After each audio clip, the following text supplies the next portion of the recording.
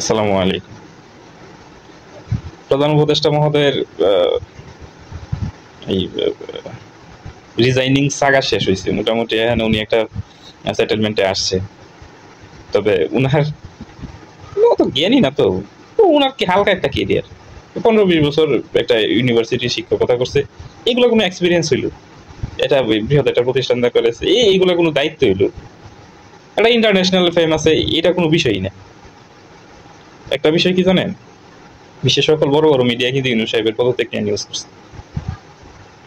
আর ওনার নিউজের যে লজিক গুলো ইন্টারন্যাশনাল মিডিয়া দেখাইছে, তো এইগুলো আপনারা জানেন, আমরা জানি।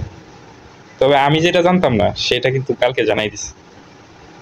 ইউনূস সাহেব মোটামুটি সবকিছুর সাথেই আমাদের অসহযোগিতা করার কারণগুলো কারা কারা, রাজনৈতিক দল, প্রশাসন, আমলা, সর্বোপরি দেশের মানে আমরা যারা আছি, আমরা গরিব জনগণ আছি, বিশেষ করে আমরা, আমাদের শ্রেণীর গরিব জনগণ, এরা অসহযোগিতা করতেছে। আর আরেকটা বিষয় উনি সূক্ষ্মভাবে শেষের দিকে বলে ফেলছে, এটা হচ্ছে যে বাহিরের দেশের ষড়যন্ত্র। এটা কাদের বুঝাইছে আমি যদি বুঝে থাকি আপনারাও বুঝছেন।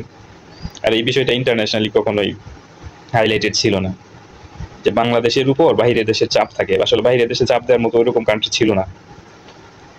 আমরা ওই মোটামুটি একটা দেশের বলেই তো, যে কারণে এই চাপটা নিয়ে কেউ কোনো কথা বলার সাহস করে নাই, কারণ ওদের সবারই ক্ষমতা নিয়ে থাকার একটা ইয়া থাকে। কারণ বর্গা চাষি বা জমিওয়ালার সাথে তো তর্ক করে লাভ নাই। তো এখন তো বর্গা চাষি যে আইছে, হিসাবটা অন্যরকম। হ্যাঁ, বিষয়টা সহজভাবে দেখতেছে না। ইন্টারন্যাশনাল চাপ আছে বাংলাদেশের উপর, সেটা ইন্টারন্যাশনালি প্রকাশ করে দিচ্ছে, এবং বাংলাদেশি মিডিয়াতে এটা প্রকাশ করে নাই। বাংলাদেশি মিডিয়াতে বিষয়টা প্রকাশ করলে, বিষয়টা যেভাবে আপনারা উপস্থাপন করতেন, মিস্টার প্রথম আলো, মিস্টার ডেইলি স্টার, ইন্ডিপেন্ডেন্ট, ওইভাবে প্রকাশ করে নাই। ওনারা ইন্টারন্যাশনাল মাধ্যমে প্রকাশ করছে, আর ইন্টারন্যাশনালি বিষয়টা ভালোভাবে হালে পানি পাইছে। বাংলাদেশ নিয়ে যে অযাচিত মন্তব্যগুলো আপনারা করেন, প্রতিবেশী দেশগুলা, ইনক্লুসিভ নির্বাচনের কথা বলেন, হেন তেন এই সেই বলেন, ওই 2টা নির্বাচন গেল, 14 নির্বাচন গেল, 24 নির্বাচন গেল, কই ইনক্লুসিভ ইলেকশনের কথা তো বলেন নাই। একটা ডামি প্রার্থী, একটা ডামি বিরোধী দল দিয়া ইলেকশন গুলো করছে, ওই সময় তো ইনক্লুসিভ ইলেকশনের কথা আসে নাই। এখন ইনক্লুসিভ ইলেকশনের কথা আসতেছে। ও এটা করাপ্টেড কান্ট্রি বানাইছে। এ টু জেড করাপশন। আপনি করাপশনের লিস্ট, আমার এক্সপিরিয়েন্সে যে পরিমাণে করাপশন আমি দেখছি, আমার লাইফ ছোট, 30-32 বছর জীবন, আমি অল্প কিছু দেখছি। এই লাইফে যে পরিমাণে করাপশন দেখছি, অভাবনীয়। এই করাপশন গুলো দাঁড় করাইছে একটা লম্বা সময় ক্ষমতা থাকার পরে, আর এই ক্ষমতায় রাখার জন্য প্রতিবেশী দেশগুলো সাহায্য করছে। ওই সময় প্রতিবেশী দেশগুলোর মাথায় টনক নড়ে নাই যে একটা ইনক্লুসিভ নির্বাচন দরকার। প্রধান বিরোধী দলের নেত্রী এদেরকে কুণ্ঠাসা করে আমরা কি করে একটা গণতন্ত্রের সমর্থন জানাইছি। মানে ওই কান্ট্রিগুলোই এখন মানে কথাবার্তা, মানে এমন ভাবে কথা বলতে, তো কই আমাদের তো সমস্যা হচ্ছে না? প্রতিবেশী দেশ ছাড়া আমরা কি মরে গেছি নাকি? আমাদের সমস্যা হচ্ছে, বেঁচে আছি না? ইউরোপ আমেরিকা যাওয়ার জন্য ইন্ডিয়া যাওয়া লাগতো, এখন যাওয়া যায় না, যাইতে পারি না। ইউরোপ আমেরিকার সাথে আমাদের সম্পর্ক চলতেছে না। 85% গার্মেন্টস প্রোডাকশনের র মেটেরিয়ালস ইন্ডিয়া থেকে আমদানি করা হতো। আমাদের গার্মেন্টস বন্ধ হয়ে গেছে। 1.5 বছরে 86টা নতুন বড় গার্মেন্টসের এস্টাবলিশমেন্ট হয়েছে। ধ্বংস তো হয়ে যায় নাই। আপনার ক্ষেতের আলু, বেগুন, পটল, ঝিঙ্গা আনার জন্য আমাদের একটু রেপিড সুযোগ সুবিধা ছিল, তাই বলি কেন আমরা আলু পটল খাই বেঁচে আছি না? কাঁচামরিচ খাচ্ছি না? প্রতিবেশীদের উপর অত্যাচার চালানোর যে টেন্ডেন্সি ছিল, ওটা আগে সরকারের মাধ্যমে চালাইতো। বিগত ফ্যাসিস্ট সরকারের সহযোগিতায় বাংলাদেশের উপর অত্যাচার করছে ওরা, এখন সীমান্তে পুশিন করতেছে। এরা হচ্ছে টোটালি একটা বর্বর জাতি, মানে টোটালি নোংরা জাতি। এদের কোনো কালচার নাই, না এদের রিলিজিয়াস কোনো কালচার আছে, না এদের ওন কোনো কালচার আছে। আসলে ভারত কোনো দেশই না। বিভিন্ন পার্শ্ববর্তী অঙ্গরাজ্যগুলো স্বাধীনতা হরণ করে এরা একটা বৃহৎ একটা আয়তন দাঁড় করেছে। ভারতের অধিকাংশ অঞ্চলই স্বাধীন ছিল, এবং এদেরকে জোরপূর্বক এই ভারতের সাথে একীভূত করা হয়েছে। তো যাই হোক, আমরা ওই দিকে যাচ্ছি না, গুলা তাদের নিজস্ব সমস্যা নিজেরাই সমাধান করবো।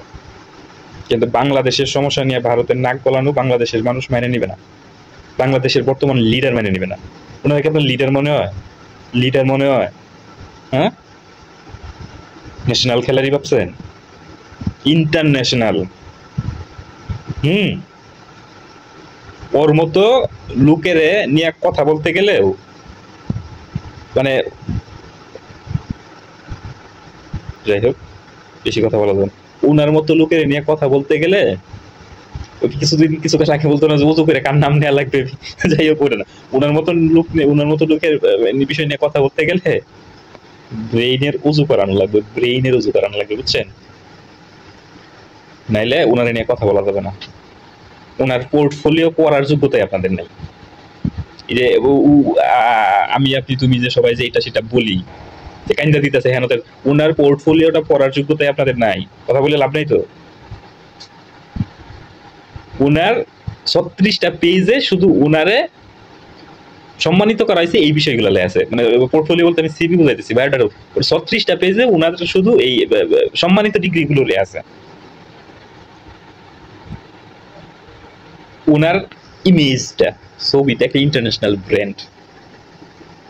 উনার নামটা ব্যবহার করার জন্য মানুষ টাকা দেয়।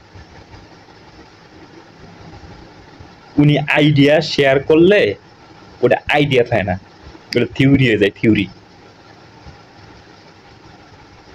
বাদ দেন ওই ইউনুসের ওই কত সালে পিকে আর মেসির সাথে ছবি তুলছিল, ওইটা আমি ফেসবুক ওয়ালে দিয়ে রাখছিলাম। ওটা তো আমার মেসি আর ওই পিকের প্রতি ভালোবাসার জন্য। কিন্তু ইউনুস সাহেব যেখানে যায়, যার কাছে যায়, যার সাথে কথা বলে, ওরা গর্ববোধ করে। শেষ করবো একটা সিম্পল কথা দিয়ে, ইউনুস সাহেবের মেয়ে একজন অপেরা সিঙ্গার। অপেরা সিঙ্গার বলতে এগুলো যে আমাদের যাত্রা ফেলায়, যেমন আইলো নসিমন বইলো রে, এই ধাঁচের একটা কালচারাল সং করে। হ্যাঁ, একটা অনুষ্ঠানে ম্যাক্রো, হিলারি, ইউনুস সাহেব তিনজন তিন চেয়ারে বসে আছে, তার মেয়ে এই অপেরা গাইতেছে।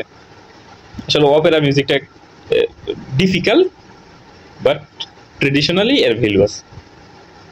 তো ওই অপেরা মিউজিক শোনার সময় ইউনুস সাহেব ডানে বামে লোক যাদের সাথে পয়সা ছিল, ওদের ছবিটা দেখিয়া প্রতিবেশী দেশের যারা আছেন না, একটু বিচার বিবেচনা করে। আপনারা ওদের কাছ থেকে যেসব মালামাল মনে করেন 400 কোটি দিয়ে কিনেন, হ্যাঁ, ইউনুস সাহেব ওদেরকে বললে বা এগুলো আমরা লিজ দেন, টাকা পয়সা নাই, আমাদের ওদের লিজ দিয়ে দিই, বুঝছেন? তবে লেভেলটা কার সাথে কেমন এই বিষয়টা একটু জানা নিয়ে চাইলে বিষয়টা ভালো হবে, বুঝতে ভালো হবে।